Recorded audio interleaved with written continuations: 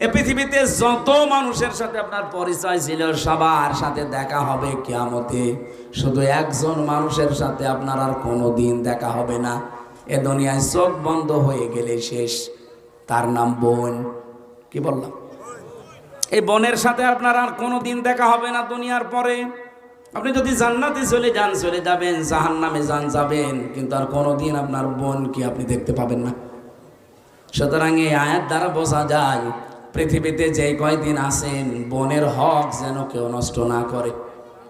বাংলাদেশে বহু মানুষ এমন আছে নামাজ রোজা হজ যাকাতে পটু, তাহাজ্জুদের নামাজও পড়ে, তসবিহ পড়ে, কিন্তু বোনের বেলায় জমি ফাঁকি দেওয়ার জন্য।